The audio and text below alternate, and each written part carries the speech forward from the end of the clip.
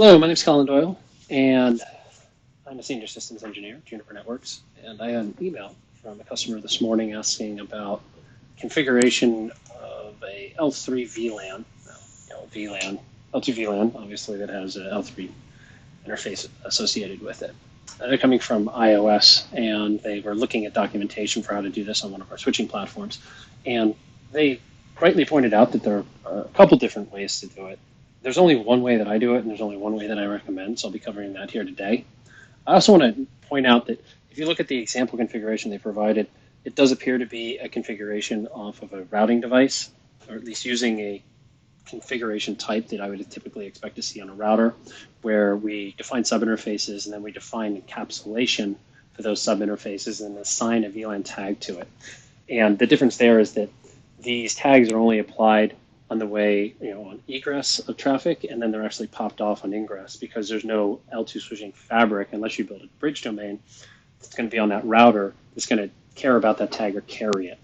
So that's more of a router configuration. On a switch, we're generally going to see that, there's going to be a VLAN configuration that goes in the VLAN database, and that will, you'll have interface access ports, electronic ports, all those concepts are the same.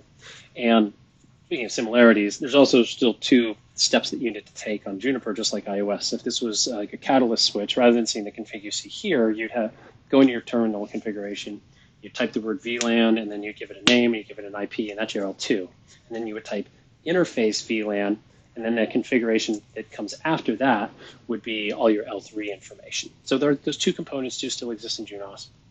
I'm going to show you what that looks like here, and at the end I'll also show you what it looks like on a router that's kind of similar to this type of config.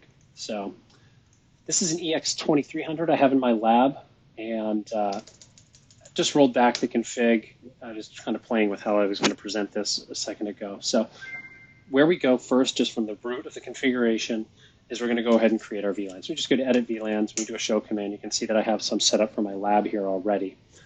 This is the first step. We're just going to create the L2 VLAN, not bother with the L3 yet. And that's pretty straightforward. Do a set, we'll give it a name, I'll call it foo. I'll just give it a VLAN ID, and in this case, I'll just give it a VLAN ID of 10. Easy to remember.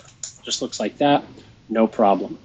Now, if I want to pin this to an L3 interface, I would add a line of configuration right here. I do set foo L3 interface, I know, hard to remember. And now the next bit that I enter in here is going to be the actual interface that I'm going to pin this to, that's going to have the L3 information that I want to associate with this VLAN.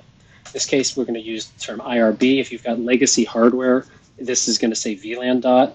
We're not covering that here. Any of the new platforms, EX2300, 34, 43, 45, 4600, 9200, etc., it's going to be IRB. So we just do IRB 10. Now, this number doesn't need a match, but don't be a sadist. Match it. Match your interface with your VLAN ID. It's confusing to no end if you don't. So I'll do that. And now if I do a show, it'll complain because I have defined an interface that I have yet to actually create. So let's do that next. We'll do that from here in the interfaces section. Now, something to note about these periods here, much like Cisco, Juniper has the concept of logical interfaces. We have an IFL, which is our logical interface, and we have an IFD, which is the physical. And every physical interface has logical interface configuration. That's true in even Cisco world, even if it's not expressed. But you can see that here in this routed configuration. You got 1.1, 1.10. These are logical interfaces. I know when you're on a switch, you don't really see that logical unit. It's implied, and it is there under the hood. So in this case, this is a logical, and we actually refer to them as units, but you can express them both ways. So I can say edit IRB unit 10. That's what it needs to be because I've associated it here, and enter. Or I can go up one here, and I can do edit IRB.10. Those two commands are identical, and you can see that reflected here. So that's just a little side note. So I'm in the IRB. I have to define a family for this type of traffic. If you're familiar with Juniper devices, you'll know that that family is what allows us to reference the type of traffic that's going to be coming over this link.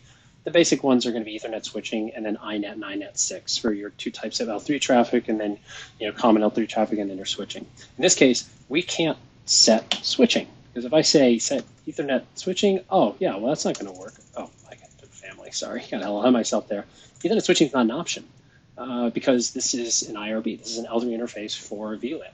Switching is just not available. There's always going to be INET or INET6 or one of these others if you're doing something else. So we'll just do INET address, and I'll just put in something, a dummy address, 10/24.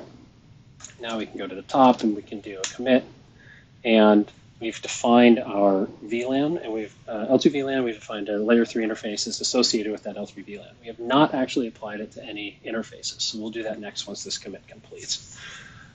So, looking at the config that I was provided, we have a native VLAN, and then we have 3 other VLANs. So let's do that. We'll go into interfaces, and I'll just grab an interface that I'm not using for anything.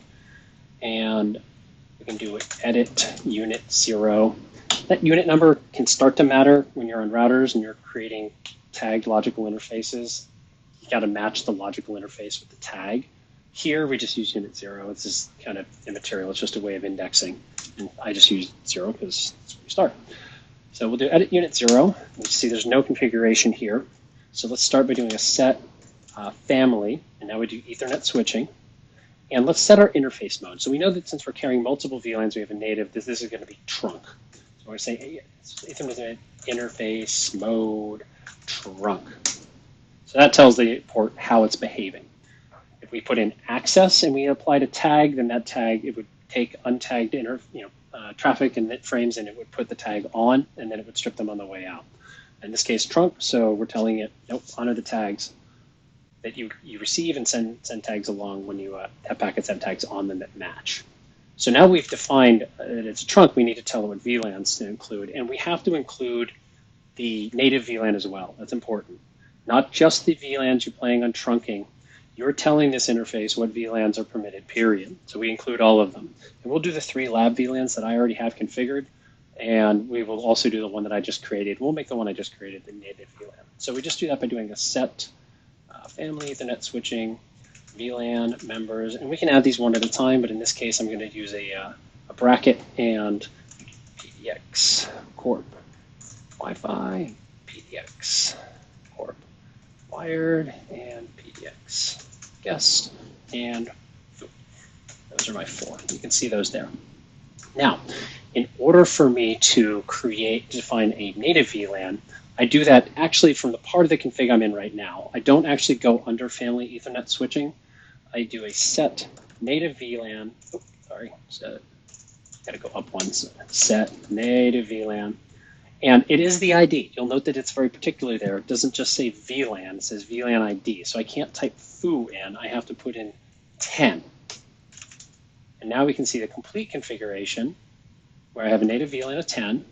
And then I have these. Now, also note that when you're putting in your VLAN members, you don't have to put in the name. You can also put in the number. It's really just up to you, but it can be both, and it can be a mix. It can be, if you're using numbers, the cool thing about that is you can do ranges. If I wanted to do a range of 400 to 500, I would just type 400-500 with no spaces, and that would do it. So that's how we do that. Now, at the top, I can do a commit check. I'm actually not going to commit this because it's still lab gear I'm using.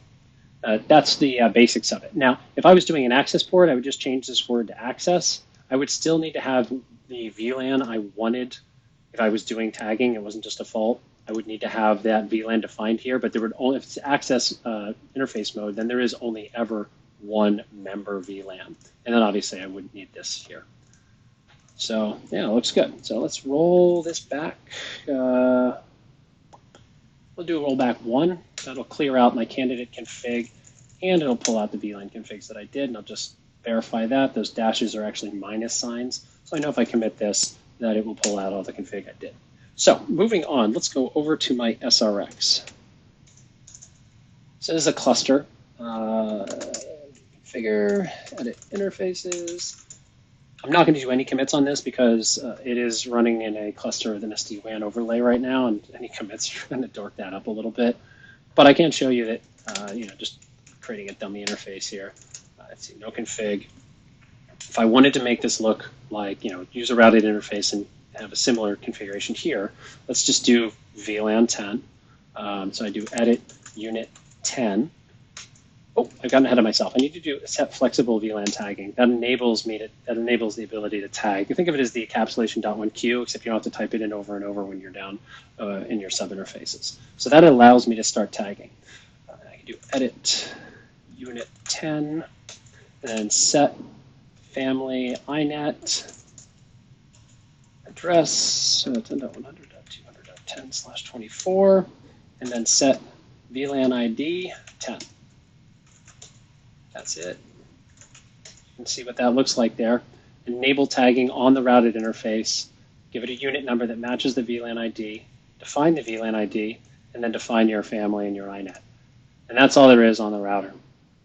And that's all I got. If you have any questions, please put them in the comments. Happy to answer anything. And if you have any ideas for anything else you want to see, please let me know. Thank you.